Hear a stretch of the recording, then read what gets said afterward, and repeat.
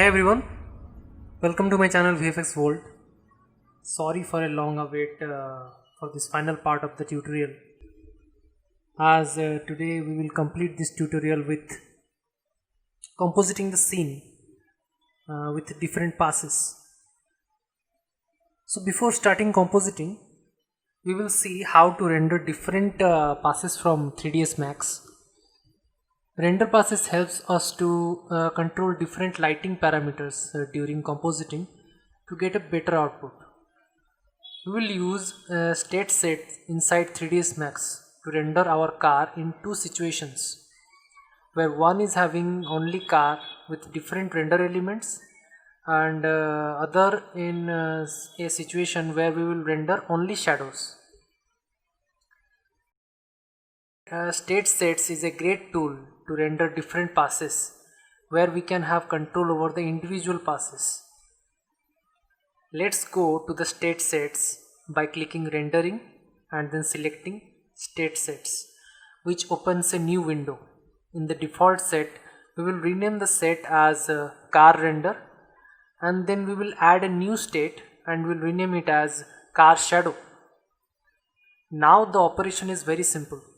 We will click the round circular point to the left to begin the recording the current state. Whatever changes we make to the layer is recorded in the current state.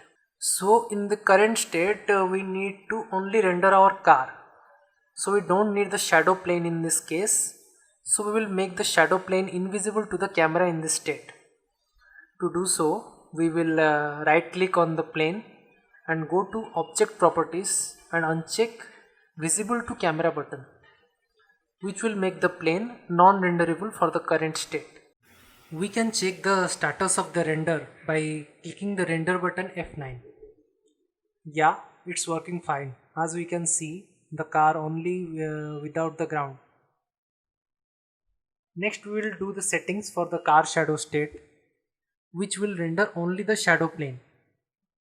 To do so, we need to make the car invisible to the camera as we did in the previous state.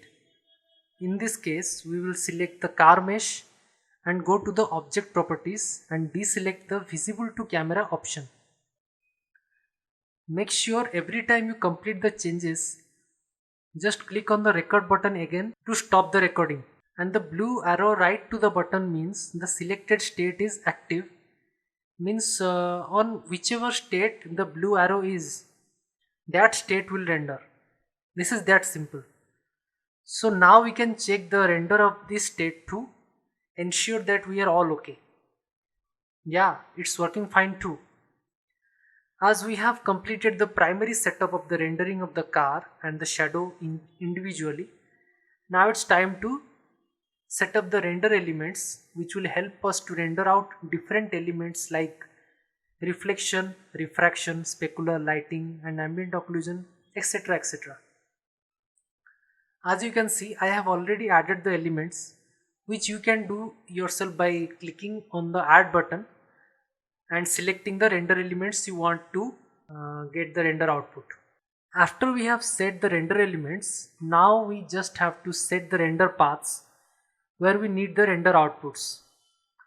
So we will set the path for the car only render output, where we will render the car without the shadow. For that to happen, we will select the blue arrow inside the state set and set the current state as the car only. Now the render output will only contain the car sequence without the shadow. Similarly, for the shadow sequence, we will turn on the car shadow state and set the render path and simply hit render to render the sequence. Now it's time to leave your PC to do the rendering job. Okay.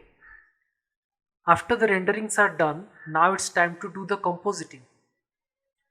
So we will use the simplest compositing software, which is After Effects, to composite the footage. So let's get started. We are inside of After Effects. First we will simply create a project and create a composition as usual. Then we will gradually bring all the rendered passes which we rendered earlier in 3ds Max. and also bring the background footage over which we have to composite the 3D rendered passes. Now let's start compositing. Very first we will bring the background footage, then shadow pass. As you can see, I have imported the shadow pass, and there is some white pixels are shown around the shadow pass, which we need to get rid of first. So we will apply the effect matte joker to simply get rid of the situation. Next we will bring the diffuse filter, which contains the only diffuse color information. Similarly we will bring ambient occlusion, V-ray lighting, V-ray GI, refraction, reflection and specular. Now we have arranged all the render passes in the manner like this.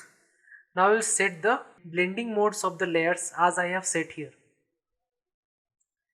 Mainly remember, when compositing the ambient occlusion with the diffuse layer, set the blend mode to multiply, as the multiplied mode multiplies the RGB values and retains only dark colors so as to show the contact points as dark.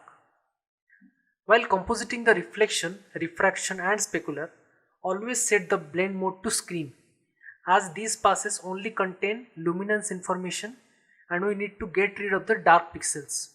So screen mode is the opposite of the blending of the multiplied mode.